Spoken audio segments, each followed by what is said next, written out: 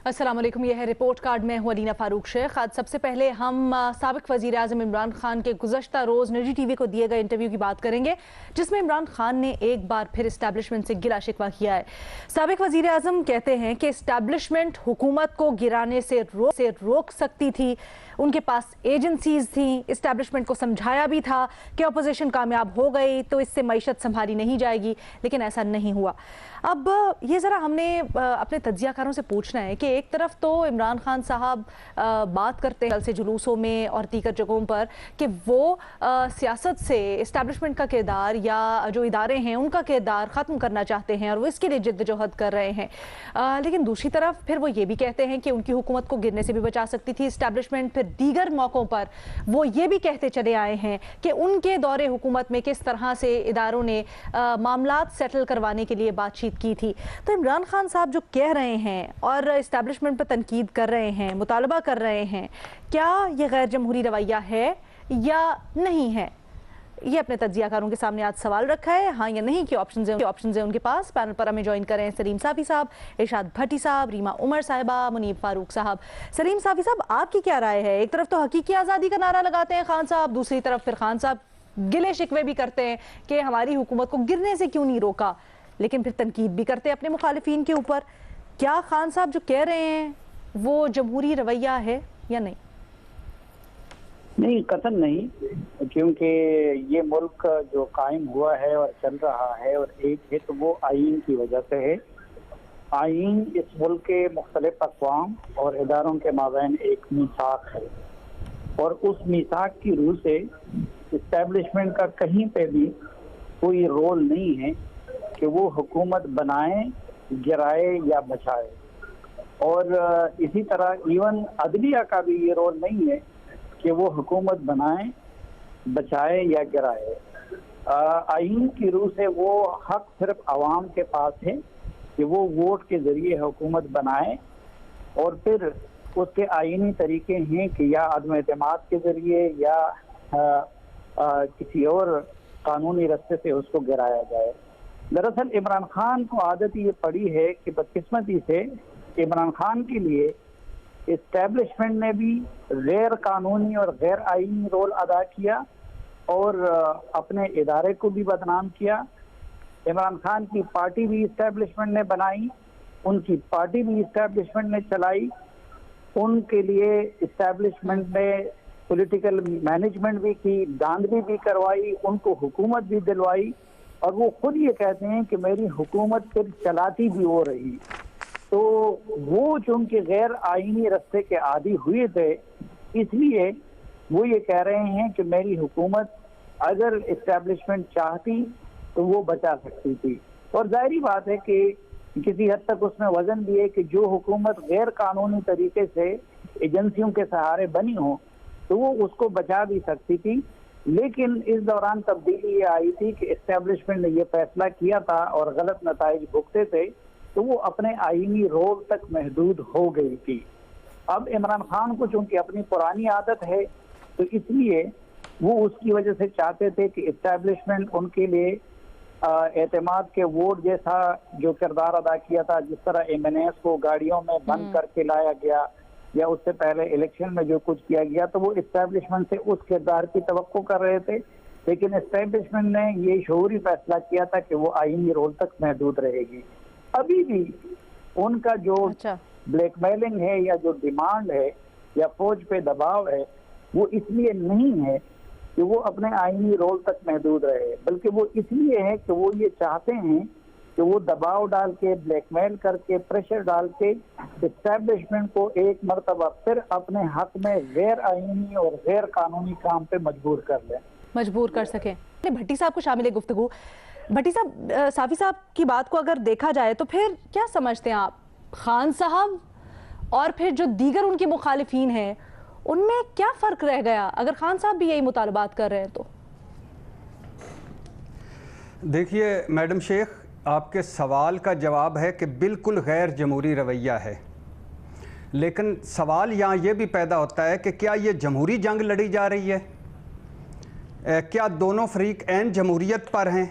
नहीं, ना जमहूरी जंग लड़ी जा रही है, ये ना जमहूरियत की बात हो रही है। पीडीएम और पीटीआई की सारी जंग, सारी लड़ाई अपनी इक़्तिदार की है। कल पीडीएम को 1 पेज क्यों बुरा लग रहा था, आज पीटीआई को 1 पेज क्यों बुरा लग रहा है? कल पीडीएम कह रही थी इस्टेब्लिशमेंट हुकूमत के पीछे से हट जाए, क्यों? क्योंकि वो इक़्तिदार में आना चाह रहे थे, इमरान खान को हटाना चाह रहे थे। आज इमरान खान कह रहे हैं कि इस्टेब्लिशमेंट मेरे पीछे से ना हटती तो तरीक़े एतमाद कभी कामयाब ना होती। मतलब कल पीडीएम इस्टेब्लिशमेंट को न्यूट्रल होने का क्यों कह रही थी? कि इसलिए कि हम इक़्तिदार में आ जाएं। आज पीटीआई को इस्टेब्लिशमेंट का न्यूट्रल होना क्यों बुरा लग रहा है? क्योंकि इस्टेब्लिशमेंट के न्यूट्रल होने से उनका इक़्तिदार चला गया। अच्छा, अब ये है कि ये कहना कि पीडीएम तो इस्टेब्लिशमेंट को न्यूट्रल होने का कह रही थी, वो तो सिविलियन बालादस्ती पर यकीन रखती है, वो तो बड़ा जमहूरियत की बात कर रही थी। नहीं भाई नहीं, जो भाईजान मार्शल लॉ की पैदावार हों, जिन्होंने हर मार्शल लॉ में डीलें की हों, ढीलें ली हों, जिनके रवैयों में जमहूरियत ना हो, जिनकी पार्टियों में जमहूरियत ना हो, और जो जमहूरी तरीके से पार्टी के सरबराह ना बने हों, शहबाज शरीफ साहब, मौलाना मरियम नवाज साहबा, बिलावल भुट्टो, जरदारी साहब, नवाज शरीफ, क्या ये जमहूरी तरीके से सरबराह बनते हैं अपनी पार्टी में? इमरान खान को भी शामिल कर लें। अच्छा, ये जमहूरियत के कभी भी चैंपियन ना थे, ना हैं, ना रहेंगे। अच्छा, और फिर इमरान खान का ये कहना, ये सवाल भी तो उठाओ कि मैंने उनको समझाया था कि ये मईशत नहीं संभाल पाएंगे। क्या ये संभाल पाए हैं मईशत? आज मिफ्ता इस्माइल साहब का बयान में पढ़ रहा था कि आईएमएफ डील और एलएनजी मुआहदा फौज ने करवाया। अब ये क्या जमहूरियत है इनकी? ये तो तजर्बाकार थे, अरस्तू थे, माहिर थे। एक चीज मुझे वाज़ेह कर दीजिएगा। देखिए, मैंने आपसे सवाल इसीलिए किया, खान साहब तो पावर में आए ना, और उनको लाने की, उनको सपोर्ट करने की लोगों की वजह यही थी कि वो कहते थे जी ये बाकी सारे तो बकौल खान साहब के नर्सियों में निकले हुए, एस्टैब्लिशमेंट की नर्सियों से निकले हुए हैं, ये तो हैं ही बुरे, इनको साइड पे कर दिया। तो क्या अगर कोई इस एजेंडे के तहत आया हो तो उसके ऊपर जिम्मेदारी फिर ज्यादा नहीं आयद होती है कि वो इस चीज को साइड पे रखेगा और वो फिर इस तरह के मुतालबे नहीं करेगा? अच्छा मैडम शेख, ये जिम्मेदारी तब बंदा महसूस करता है जब बात कोई जमहूरियत की हो, जब रवैयों में जमहूरियत हो, जब पार्टियों में जमहूरियत हो, या जमहूरियत की जंग लड़ी हो। ये इक़्तिदार की जंग है, मैंने शुरू में कहा है। अच्छा, ये क्यों आए थे मैडम शेख? आपकी मुस्कुराहट को 2-3 जुमले बोल के ख़त्म करूंगा। आपकी मुस्कुराहट को सलाम। ये क्यों आए थे? ये इसलिए आए थे कि आप तो महमूद और अयाज को एक साथ खड़ा कर रहे हैं। मैं तो सिर्फ आपसे ये पूछ रही हूं कि जब महमूद साहब ये कह के आए थे कि वो तो है बुरे, अयाज साहब सिर्फ बात सुन लीजिए, इनके साथ तो नहीं जाना जी, बात लेके इसलिए आए थे ना। तो फिर क्या आपने वो शेर, उनके ऊपर ज्यादा जिम्मेदारी नहीं सुना था? आपने सबको एक साथ आपने वो शेर नहीं सुना कि एक ही सफ में खड़े हो गए महमूदो अयाज, ना कोई बंदा रहा ना कोई बंदा नवाज। अब आगे आखिरी 2 जुमले सुन लीजिएगा, मैं बात खत्म कर रहा हूँ। ये आए थे, ये मैडम शेख आखिरी 2 जुमले ये आए थे आल बचाओ, माल बचाओ, खाल बचाओ के लिए। अब आज मुझे बताएं कि film legend of Maula Jatt में मायरा खान की अदाकारी बुरी है, या फिल्म आल बचाओ, माल बचाओ, खाल बचाओ में शहबाज शरीफ की परफॉर्मेंस बुरी है? मायरा से इज़ारे तज़ियत, इज़ारे अफसोस के शहबाज शरीफ भट्टी साहब, आपने मेरे सवाल का जवाब नहीं दिया, इसलिए मैं आपका सवाल यहीं पे अनआंसर्ड छोड़ के आगे रीमा के पास लेके जा रही हूँ। रीमा, भट्टी साहब ने तो मुझे नहीं बताया, क्या आप मेरे लिए क्लियर कर सकती हैं कि खान साहब जो कि अपने आप को मुनफरिद कहते ही इसीलिए थे, अभी भी वो हकीकी आज़ादी का नारा लगाते हैं, लेकिन फिर दूसरी सांस में वो ये मुतालबा भी कर देते हैं। तो क्या फ़र्क हुआ फिर खान साहब में और दीगर जमातों में, या फिर खान साहब को भी उसी कैटेगरी में शामिल किया जाए? जी शुक्रिया लीना, बहुत बार हम इस पे बात कर चुके हैं। मैंने तो कल भी ये बात की थी कि इमरान खान साहब और उनकी पॉलिटिक्स एंटी एस्टैब्लिशमेंट पॉलिटिक्स नहीं है। जिस तरह बाकी सियासी जमातों को कमज़ोर किया गया, उनके लीडरशिप के खिलाफ मुकदमे बनाए गए, उनको डिसक्वालीफाई किया गया, और इमरान खान साहब और उनका एक जो नैरेटिव है उसको प्रोपेगेट किया गया, ये माजी में इसकी कम ही मिसालें मिलती हैं। तो मेरा ख्याल है अब भी हम वही देख रहे हैं कि इमरान खान साहब नहीं चाहते कि इस्टेब्लिशमेंट जो है वो अपने आईनी रोल तक महदूद रहे। वो चाहते हैं कि इस्टेब्लिशमेंट वापस 1 पेज पे उनके साथ आ जाए और उन्हें इक्तदार मिल जाए। और ये सिर्फ इस्टेब्लिशमेंट तक महदूद नहीं है उनकी सोच। इलेक्शन कमीशन हो, मीडिया हो, इंटरनेशनल ह्यूमन राइट्स इंस्टीट्यूशंस हो, अक़वाम मुत्तहिदा हो, अदलिया हो, आप कुछ भी उठा के देख लें, कोई भी इंस्टीट्यूशन, सिविल सोसाइटी की कोई ऑर्गेनाइजेशन, जब तक वो इमरान खान साहब के साथ हैं, वो हक पे हैं, वो सच्ची बात करते हैं, जब भी कोई ऐसा फैसला आता है या ऐसा ओपिनियन आता है जो पीटीआई या इमरान खान साहब के खिलाफ हो, तो वो उसके भी खिलाफ हो जाते हैं उनके। तो इसमें कोई प्रिंसिपल, कोई कानून, कोई आईनी बात वो नहीं करते।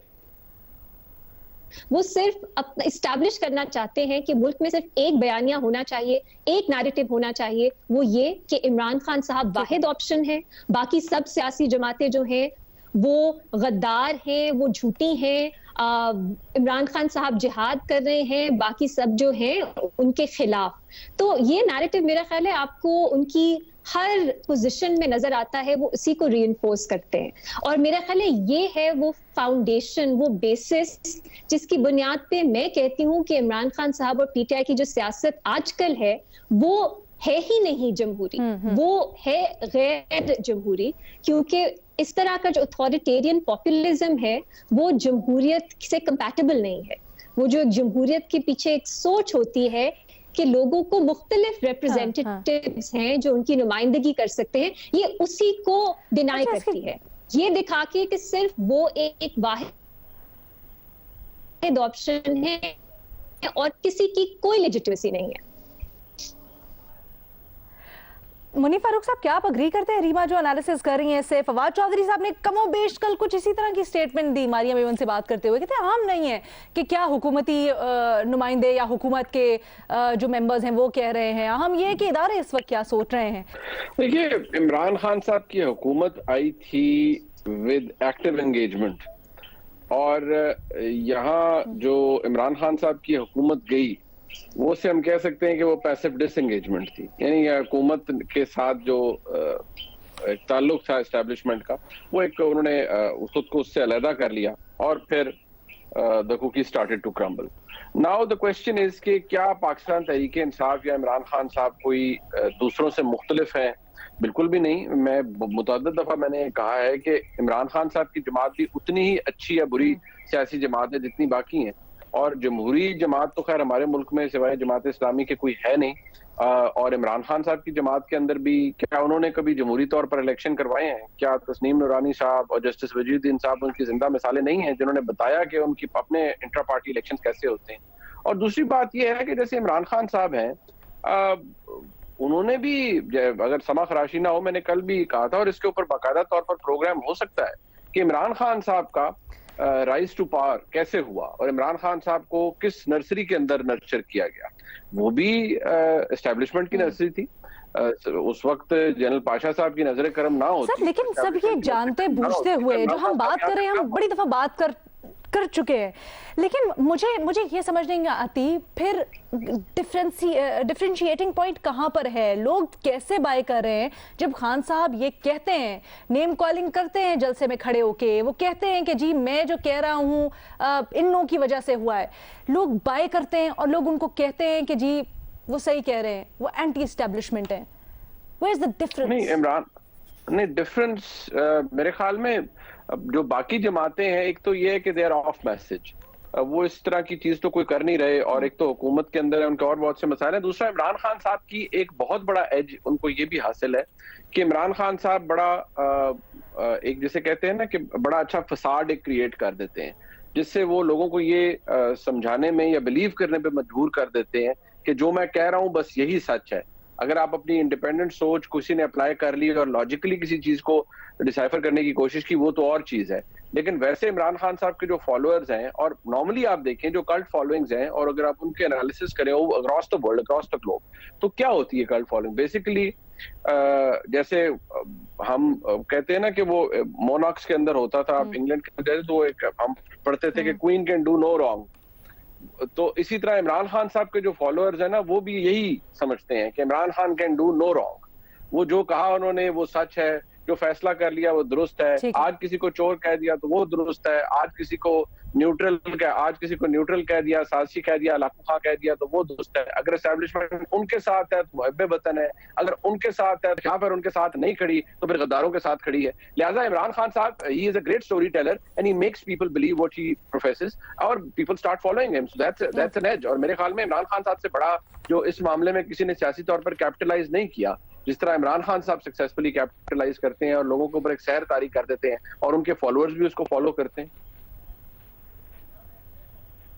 ठीक है जी, एक ब्रेक की इजाजत दीजिएगा, वापस आते हैं और उसके बाद इशू अपने तज्जियाकारों के सामने रखेंगे। एक ब्रेक के बाद। ब्रेक के बाद खुशामदीद। हम बात करेंगे आज पाकिस्तान तहरीक इंसाफ की जानिब से जो चीफ इलेक्शन कमिश्नर यानी सिकंदर सुल्तान राजा साहब के खिलाफ रेफरेंस दायर किया गया है उसकी। अब आपको याद होगा कुछ अर्सा पहले भी ये रेफरेंस दायर किया गया था, लेकिन फिर उसी दिन वापस ले लिया गया था। आज मजीद इसमें एडिशंस करके दोबारा से रेफरेंस दायर किया गया है और जो दीगर पाकिस्तान तहरीक इंसाफ के खिलाफ जो वेंडेटाज या फिर उनके खिलाफ फैसले देने के इल्जाम पहले भी लगाए थे, इन एडिशन टू आज जो शहबाज शरीफ साहब की एक लीक्ड ऑडियो है जिसमें हलकों से मुतल्लिक गुफ्तगू थी मुबैना तौर पर, उसको भी साथ अटैच किया गया है और कहा गया है कि ये जो हैं इन्फ्लुएंस्ड हैं chief election commissioner of Pakistan, इसकी बुनियाद पर इनको बरतरफ किया जाए। अब सवाल ये उठता है कि ये दरख्वास्त तो कर रही है पाकिस्तान तहरीक इंसाफ, लेकिन देखने में ये भी आया है कि तहरीक इंसाफ के हक में फैसले आए हैं। अभी हाल ही में देखिए कि जो इलेक्शंस हुए हैं ज़िमनी, उसमें भी पाकिस्तान तहरीक इंसाफ ने अक्सरियत हासिल की। तो जो एतराज़ात उठा रही है तहरीक इंसाफ, क्या वो दुरुस्त हैं? ये अपने तजियाकारों से जानेंगे। मुनीर फारूक साहब, क्या राय रखते हैं आप इसके ऊपर? देखिए, जो आईनी तौर पर तो बिल्कुल पाकिस्तान तहरीक इंसाफ जस्टिफाइड है। अगर उनके पास इतना इंक्रिमिनेटिंग मटेरियल है against the chief election commissioner तो उन्हें जाना चाहिए। लेकिन बात यह है कि उनकी कॉन्ट्रडिक्शंस बहुत ज्यादा हैं पाकिस्तान तहरीक इंसाफ की, और आई डाउट कि उनके पास कोई ऐसा मवाद है जिसके ऊपर वाकई को बहुत स्ट्रॉन्ग या तगड़ा केस बनाया जा सकता है चीफ इलेक्शन कमिश्नर के खिलाफ। देखिए, आपने सुप्रीम जुडिशल काउंसिल की जो कार्रवाई होती है उसके अंदर आपने बाकायदा तौर पर ये एस्टैब्लिश करना होता है कि जो एक जो ओहदा है चीफ इलेक्शन कमिश्नर का या चीफ इलेक्शन कमिश्नर जो हैं वो मिसकॉन्डक्ट के मुर्तकिब हुए हैं, उन्होंने अपने रवैया जो है उनका वो बड़ा नॉन प्रोफेशनल था और उन्होंने कुछ गलत काम किए। अब क्या पाकिस्तान तहरीक इंसाफ ये साबित कर पाएगी? अगर एरर है किसी जगह पर इन while इशूइंग सर्टेन ऑर्डर्स, अगर उसमें मेलाफेडी नहीं है और उसमें कोई इन्फ्लुएंस नहीं शामिल और महज कोई एरोनियस जजमेंट्स हैं, तो वो तो फिर वो तो किसी जगह पर भी आ सकती हैं। बहुत से जजेस ऐसे हैं, सिटिंग जजेस ऐसे हैं जो सुप्रीम कोर्ट में एलिवेट हुए लाहौर हाई कोर्ट से, उनके बारे में सुप्रीम कोर्ट के जजेस ने क्या कुछ लिखा अपने फैसलों के अंदर, लेकिन फिर भी वो सुप्रीम कोर्ट में एलिवेट हो गए और मौजूद हैं अभी भी बेंच के अंदर। तो चीफ इलेक्शन कमिश्नर का ओहदा तो किसी तौर पर वो एक कोई वो नहीं है। अगर ये देखा जाए कि इन वर्क एफिशिएंसी के अंदर कोई इशू था या कोई ऑर्डर टेक्निकली गलत था, तो वो तो मैं नहीं समझता मिसकॉन्डक्ट के जुमरे में आता है। हाँ, अगर वो बायस्ड हैं, अगर वो इन्फ्लुएंस्ड हैं, उन्होंने कोई करप्ट प्रैक्टिस अडॉप्ट की है या कुछ गलत किया है, that is something which is subject to investigation. वो तो फिर जाकर बात पता लगेगी कि अदालत सुप्रीम जुडिशल काउंसिल के अंदर कार्रवाई चलती है। पहले तो ये भी होगा ना कि जो मवाद है वो इस काबिल भी है कि उसके ऊपर कार्रवाई आगे बढ़ाई जा सके।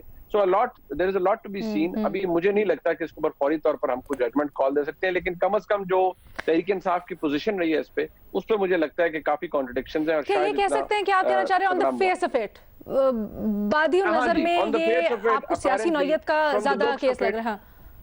जी हाँ, मुझे सियासी तौर पर मोटिवेटेड ज्यादा लग रहा है। और इमरान खान साहब का जो एक बयानिया है उसको बढ़ाने के लिए उन्होंने एक हुज्जत पूरी की है, क्योंकि ये हर कोई कहता था तहरीक इंसाफ से कि भाई आप रेफरेंस दायर कर दें, लेकिन आप ये देखिए कि अगर ये रेफरेंस दायर होता है और रिजेक्ट हो जाता है तो फिर तहरीक इंसाफ का क्या होगा और उनके उस बयानिए का क्या होगा। अच्छा, ऑडियोज भी उन्होंने इस दफ़ा साथ लगाई है ना, मलिका बुखारी साहिबा ने जो आज बयान दिए उसके मुताबिक भी उन्होंने मजीद किया है। लेकिन एक इसका सियासी पहलू भी है, भट्टी साहब उसको भी जमा खातिर करें और ये देखें कि पहले इन लोगों ने दरख्वास्त जमा करवाई, बड़े बड़े दावे किए, जब इनकी हुकूमत भी थी तब भी पूरी पूरी प्रेस कॉन्फ्रेंसेस करते थे चीफ इलेक्शन कमिश्नर के खिलाफ। खैर रेफरेंस जमा करवाया, फिर उसको उसी दिन वापस ले लिया। सवाल तो ये भी उठेगा क्यों वापस लिया और फिर इतने अरसे तक गायब रहे, फिर अब दोबारा आके एकदम से जमा करवा दिए। तो क्या इसके पॉजिटिव इम्पैक्ट देख रहे हैं, नेगेटिव इम्पैक्ट देख रहे हैं, या किस तरह से ये सियासी डिस्कोर्स को भी असरअंदाज कर सकता है? इस बात को छोड़ दीजिए मैडम शेख के चीफ इलेक्शन कमिश्नर साहब बहादुर के मुस्लिम लीग नून से क्या उनके रिश्तेदारों की क्या ताल्लुकदारियाँ थीं, और ये भी छोड़ दीजिए कि ये इमरान खान साहब ने लगाया था और फिर वो उसमें उन्होंने कहा कि मैंने तो नहीं लगाया था, एक डेडलॉक हो गया था तो लगाना पड़ा। लेकिन मैं ये ठीक है कि चीफ इलेक्शन कमिश्नर पर ज़ाती हमले बिल्कुल नहीं होने चाहिए, बददियानत, किसी का नौकर, बी टीम और ये चढ़ाइयाँ इदारे पर और नहीं होनी चाहिए और ना ही किसी ज़ाती शख्स पर होनी चाहिए। लेकिन मैडम शेख फिर वही बात जो पिछले आपने सवाल में की, ये फिर वही है कि मेरा बंदा मेरे फ़ायदे में क्या है। कल यही इलेक्शन कमीशन था जिसके बाद पीडीएम खड़ी थी और यही पीडीएम कह रही थी हाय चीफ इलेक्शन कमिश्नर मुस्ताफ़ी हों, इलेक्शन कमीशन हाय हाय, इलेक्शन कमीशन मुर्दाबाद। और मौलाना साहब ने कहा था कि मैं इस इलेक्शन की दुख में 14 अगस्त भी नहीं मनाऊंगा और शहबाज शरीफ साहब ने इसकी तायद की थी। उस वक्त उनके पास कितने सबूत थे हमारे, हालांकि हमें बताए जाते हैं आरटीएस फेल हो गया, पोल 45 नहीं मिले, तो वो चीफ सुप्रीम जुडिशल काउंसिल क्यों नहीं गए। अब आ जाइए कि पीडीएम इमरान खान के मौक़िफ़ में वज़न क्यों है। वज़न इसलिए है कि डस्का का तो फ़ौरन हो जाता है कि अंधाधुंध और धुंध में जो है वो फ़ौरन रिज़ल्ट आ जाता है, मगर वो सेनेट में कैमरे निकले थे, क्या हुआ। यूसुफ रज़ा गिलानी साहब के बेटे की ऑडियोज़ आई थी, क्या हुआ। वो यूसुफ रज़ा गिलानी साहब की संदूकची से ज़्यादा वोट निकले थे, उनका क्या हुआ। वो यूसुफ रज़ा गिलानी जीत गए, हफीज़ शेख हार गए और मरियम नवाज साहबा ने कहा मेरी टिकटें चली, क्या हुआ। वो पीपी और मुस्लिम लीग समेत बाकी पार्टियों के जो ममनुआ फंडिंग केस हैं वो डीप फ्रीज़र में क्यों पड़े हैं। तो बहुत और फिर ये जो अभी पीटीआई ने इस्तीफ़े दिए हैं इस पर इलेक्शन कमीशन का किरदार, और फिर जो अभी जो ऑडियोज़ वो साथ लगा रहे हैं वो ऑडियोज़ जो वो देख लें उस पर, और फिर शहबाज शरीफ साहब की ऑडियो जो लीक हुई है उस पर। तो कितने ऐसी चीज़ें हैं कि जिसमें लगता है कि चीफ इलेक्शन कमीशन हमारा जानबदारी नज़र नहीं आती। तो इस वजह से ये इमरान खान के मौक़िफ़ में मुझे वज़न नज़र आता है कि और मेरा ख्याल है कि इस पर सोचना चाहिए। इस पर सुप्रीम जुडिशल काउंसिल में अगर केस जाता है तो उनको सोचना चाहिए कि ये तो सारों का चीफ इलेक्शन कमीशन था, सारों का चीफ इलेक्शन कमिश्नर है, तो पलड़ा एक तरफ क्यों भारी है। सर ये मैं आपका पॉइंट आगे बढ़ाती हूँ, लेकिन मुझे ये बताइएगा कि पीटीआई क्यों 2 महीने तक सोचती रही इसके ऊपर। पहले करवाया रेफरेंस जमा, फिर वापस ले लिया कि मजीद इसके ऊपर जरा इसको ठोस करेंगे, मजीद चीजें इसके साथ लगाएंगे और फिर करेंगे। फिर 2 महीने तक गायब था, पता ही नहीं चला रेफरेंस। यहाँ तक कि कल इमरान खान साहब कहते हैं अगर इनके साथ करना पड़ा इनकी निगरानी में इलेक्शन तो कर लेंगे, कोई मसला नहीं है। लेकिन फिर आज हम देखते हैं एकदम से आ जाता है रेफरेंस दोबारा। तो आपको मायूब नहीं लगता ये? नहीं, मायूब इसलिए नहीं लगता कि एक तो इमरान खान साहब के पे दर पे वो केसेस आ गए, तौहीन अदालत आ गई, दहशतगर्दी मुकदमा आ गया, ममनुआ फंडिंग के जवाब आ गया, तोशाखाना का जवाब आ गया, दूसरा इलेक्शन आ गया, तीसरा उनका ख्याल था कि अभी हमें बहुत सारे सबूत इसमें लगाने हैं। तो इस वजह से आज उन्होंने अब ये 6 इमरान खान ने जो छक्का मारा है, कर दिया, छक्का मारा है और ये जो 6 सीटें जीती उसके बाद उन पे ज्यादा वो सियासी कुव्वत है, वो आए हैं और उन्होंने कहा है कि हमें ये करना है। हम जीत कर भी आके कह रहे हैं कि इनको बदलो। ये भी और बड़े मजे का है। फिर वही सवाल मैडम शेख, आखिरी बात जो बुनियादी तौर पे मैंने कहा, कह रहे हैं आप छक्का मारा है इमरान खान ने, तो जो छक्का मारा है ये भी तो इन्हीं चीफ इलेक्शन कमिश्नर यानी इन्हीं अंपायर के नीचे मारा ना, तो फिर ये छक्का कैसे सही है लग गया, ये छक्का लग गया, ये बॉल सही थी। उनका ख्याल है कि हमारा, उनका ख्याल है कि हमारा नहीं, उनका ख्याल है कि हमारा अट्ठा लगना था, ये छक्का लग गया, तो ये अट्ठा लगना था इसलिए छक्का लगा है। तो इसमें भी उनका किरदार है। खैर, और फिर वो आखिरी सवाल, एक छोटी सी ब्रेक की इजाजत दीजिएगा मुझे भट्टी साहब। सर एक छोटी सी मुझे ब्रेक की इजाजत दीजिएगा, ब्रेक लेते हैं, वापस आते हैं, इसको कंटिन्यू करेंगे। रीमा और सलीम साबी साहब को भी शामिल गुफ्तगू करेंगे एक ब्रेक के बाद। ब्रेक के बाद खुशामदीद। मिस कॉन्डक्ट के मुर्तकिब हुए हैं chief election commissioner of Pakistan. ये इल्जाम लगा रही है तहरीक इंसाफ और 2 महीने के वक्फे के बाद आज दोबारा उन्होंने अदालत में दरखास्त जमा करवा दी है उनकी बरतरफी के लिए। सवाल हमारा ये है कि ये जो एतराज़ात हैं इनमें कितनी जान है। रीमा, आप क्या समझती हैं? भट्टी साहब ने ब्रेक से पहले एक लंबी चौड़ी फहरिस्त गिनवाई तो, और समझते हैं कि एतराज़ात दुरुस्त है पाकिस्तान तहरीक इंसाफ के, लेकिन सियासी मैदान एक तरफ, कानूनी मैदान में कितनी जान आप समझती हैं इनमें हो सकती है? और ख़ासकर अब जब मुबैना तौर पर वज़ीर आज़म शहबाज शरीफ की लीक्ड ऑडियो को भी अटैच किया है साथ। अलीना, पहले तो ये जो मुख्तलिफ इल्ज़ामात हैं, देख लीजिए कि इलेक्शन कमीशन की जुरिस्डिक्शन भी बनती है कि वो इंक्वायर करें या नहीं बनती। कुछ तो ऐसे एग्जाम्पल्स दिए जाते हैं जिसमें इलेक्शन कमीशन का कोई रोल ही नहीं है वो इलेक्शंस करवाने का। दूसरी बात यह है कि अगर आप देखें कि मुख्तलिफ सलूक किया जा रहा है डिफरेंट पार्टीज के साथ, तो अगर ये बुनियाद है आपके केस की, फिर तो मुझे नहीं मालूम हमारे हाई कोर्ट्स और सुप्रीम कोर्ट के कितने जजेस हैं जिनके खिलाफ रेफरेंसेस नहीं जानी चाहिए और मिस कॉन्डक्ट के लिए उन्हें भी बरतरफ कर देना चाहिए। आपके जो मिस कॉन्डक्ट के इल्जामात हैं वो ज्यादा ठोस होने चाहिए अगर आप सक्सेस चाहते हैं अपनी रेफरेंस के साथ। दूसरी चीज ये है कि जो वीडियोज हैं, अब पीटीआई का इस पे मौकफ में इतना ताजाद है, जो उनके खिलाफ वीडियोज आती हैं वो कहते हैं कि ये किस तरह बनाई गई, ये वायलेशन ऑफ प्राइवेसी है, तनकीद करते हैं।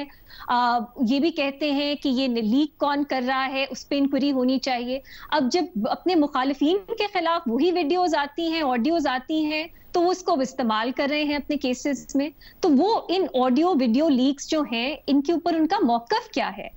और आखिरी बात ये कि एक तो ये कमजोर करता है उनका नैरेटिव इन लीक्स के खिलाफ, दूसरा इसका लीगल हैसियत क्या है इन ऑडियो वीडियो लीक्स की, क्योंकि अगर आपने सुप्रीम जुडिशल काउंसिल जाना है, वहां पे वो मीडिया तो नहीं है, ना ही वो पब्लिक है जो एक तरफ अपना फैसला दे दे उनकी बुनियाद पे, वो तो देखेंगे लीगली इसमें कितना वेट है। और लेकिन क्या वो ऑर्डर नहीं कर सकते कि इसका फॉरेंसिक करवा लें, या फिर तहरीक इंसाफ को खुद करवा के आना चाहिए था? ये हम देखते हैं सुप्रीम जुडिशल काउंसिल की प्रोसीडिंग्स किस तरह चलती हैं। वो एक कोर्ट नहीं है, लेकिन उनकी जो कार्रवाई है उसमें कुछ जुडिशल प्रोसीडिंग्स से मिलती जुलती भी है, क्वाज़ाई जुडिशल प्रोसीडिंग्स उन्हें आप कहते हैं। तो देखते हैं अब सुप्रीम जुडिशल काउंसिल क्या करती है, लेकिन मेरा ख्याल है ये उनका आईनी हक है कि वो सुप्रीम जुडिशल काउंसिल जाएं। अब ये भी मेरे लिए दिलचस्प है कि अब वो वहां तो चले गए हैं, क्या वो अपना जो पब्लिक नैरेटिव है, प्रोपेगेंडा है इलेक्शन कमीशन के खिलाफ, वो कंटिन्यू रखते हैं? क्योंकि ये भी एक ताजाद है कि आपने अब मुख्तलिफ स्ट्रैटेजीज बनानी है, आपने सुप्रीम जुडिशल काउंसिल का फैसला आपके लिए कुछ मीनिंग नहीं रखता, वो आपने वैसे ही टोकनिज्म के लिए किया है, लेकिन आप बयानी अपना वही रखेंगे। सलीम, साफी साहब को शामिल गुफ्तगू करते, टाइम मेरे पास बड़ा कम रह गया। साफी साहब, क्या राय है आपकी? भट्टी साहब कहते हैं जो तहरीक इंसाफ जानिबदारी के इल्जाम लगा रही है, मिसकॉन्डक्ट के इल्जाम लगा रही है चीफ इलेक्शन कमिश्नर के ऊपर, वो दुरुस्त है? तो फिर सुप्रीम जुडिशल काउंसिल में भट्टी साहब भी चले जाएं, वो भी अपने दलाइल वहां पे दे दें, क्योंकि आईन में तो जो चीफ इलेक्शन कमिश्नर है उसकी सर वो कहते हैं मैं एक ही दफा वजीर आजम लगूंगा। हाँ, वजीर आजम तो वो बनेंगे, क्योंकि जिस मुल्क में इमरान खान वजीर आजम बन सकते हैं तो उसमें अगर भट्टी साहब वजीर आजम बन जाए तो क्या हैरानगी की बात होगी, वो तो कोई बात नहीं है। लेकिन देखें कि जो इलेक्शन कमिश्नर के हटाने का तरीका है, एक तो ये है कि ये इमरान खान साहब ने इसको बड़े गौर व खौज के बाद सेलेक्ट किया था और फिर अपोजिशन उनके साथ इस पर राजी हुई थी। अब वो अलग बात है कि उसको किसने कहा था, ये वो कभी कहते हैं मुझे इसने कहा था, मुझे उसने कहा था, कोई जादू टोने से उसका नाम निकला था, ये तो खैर वो बेहतर बता सकते हैं, लेकिन नाम प्रपोज किया था इमरान खान ने। और फिर जो हटाने का तरीका है तो वो सुप्रीम जुडिशल काउंसिल है, सुप्रीम जुडिशल काउंसिल में जाए, अगर उनके पास कुछ दलाइल है तो वो कर लेंगे उसका। सर तो अब ये तो हो गया है ना, देखें एतराज उनको जिस तरह भी लगाया, अब तो क्या ये पुरानी बात नहीं हो गई? अब तो वो कह रहे हैं कि अगर लगा दिया और उसकी उनके रवैये में उनको लगी खामियां हैं तो वो जा रहे हैं अदालत के पास, उन्होंने कह दिया कि जी ये हमें सही नहीं लगा, इस बुनियाद पर उनको हटाया जाए। क्या आप समझते हैं जो एतराज कर रहे हैं वो दुरुस्त है, उनमें वजन है इतना कि जो अदालत है वो उनकी बात सुनेगी, एंटरटेन करेगी उनको? नहीं, मुझे तो इससे उलट एतराज है कि इस इलेक्शन कमीशन ने और इन अदालतों ने बहुत ज्यादा रियायत दी हुई है इमरान खान साहब और उनकी पार्टी के लोगों को। मसलन अब ये पार्टी बर्निंग केस को देख लें, जब से हमने होश संभाला था वो चल रहा था और इलेक्शन कमीशन उसको लटका रहा था। इसी तरह हम देख रहे हैं कि कासिम सूरी का 5 मिनट की समाअत हो सकती थी और ये साबित हो गया था माते तजलिया से कि उनके लिए वो 50-60 हजार वो बोगस वोट डलवाए गए थे, लेकिन वो अदालत से स्टे पे रहे और महीना नहीं, 2 महीना नहीं, साल नहीं, वो कई साल रहे।